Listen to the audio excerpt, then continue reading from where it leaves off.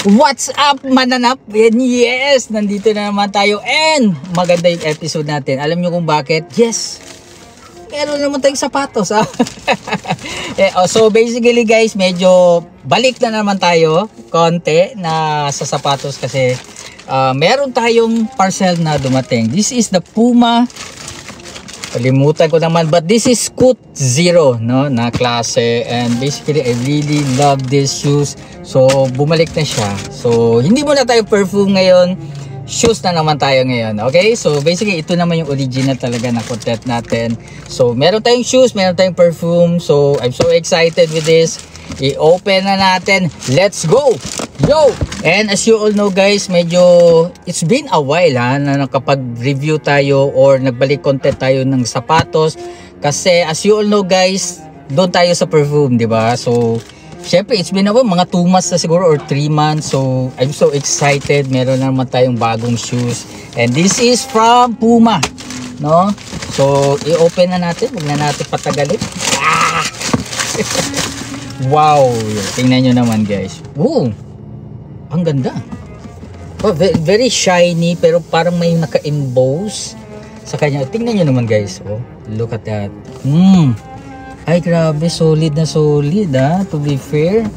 Oo, tapos ito yung kanyang laman. Yun. Yes. So bago natin i-open at makita yung sapatos, so this is the the Puma Scoot 1 Gray Ice. Yes, Gray Ice siya. And ang size nito sa US is 9.5. Medyo malaki-laki.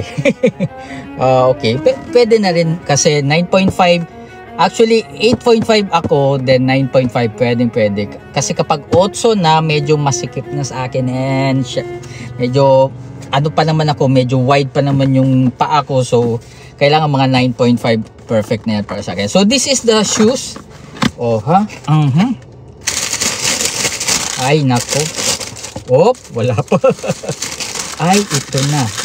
Hindi ko muna titingnan. Wala namang amoy. parang perfume pa rin, no? Wala namang amoy. Ay okay. So this is it. Wow. Ayun, no? Grabe, ang ganda. To be fair, actually this is a basketball shoes. Pero ang maganda kasi dito, pwede mo siyang i-casual, no? Eh makikita nyo yung kanyang front, the side, yun, the back, and syempre yung kanyang outsole. So meron ka makikita dito na logo ng Puma. Basically, I really like it, I-open natin konti. Yan. Ayun, oh. Wow, nice. But meron akong Scoot 1 din, pero ibang color. Ang medyo ayaw ko lang dito is medyo mahirap siyang linisin. Kasi nga ayun, oh. Medyo maliliit yung hole dito. So, especially dito. So, kailangan mo talagang kuskusin. But definitely very makapit talaga. So subok na sa akin tong shoes na to, kaya kinuha ko talaga siya. And very underrated ang shoes na to guys, to be fair, ang ganda ng kanyang for basketball. Tapos pwede mo pang gawing pero very underrated. Wala masyadong nito wala masyadong nagre-review or something. Pero I really love the design. Parang kung titingnan mo itong ganito niya, parang 1980s na Skid Row na banda, no? Parang retro. Pero ang pagkakaalam ko nito, merong basketball player, ito yung kanyang signature shoes. Kung hindi ako nagkakamali, player siya ng Portland Trail Blazer, and that is si Scoot. Scoot. Yun. So ito yung niya.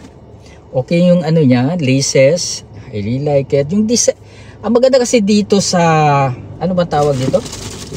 Gray, Gray Ice is simple, very minimalistic, hindi siya masyadong masilaw, unlike yung aking isang Scoot Zero din.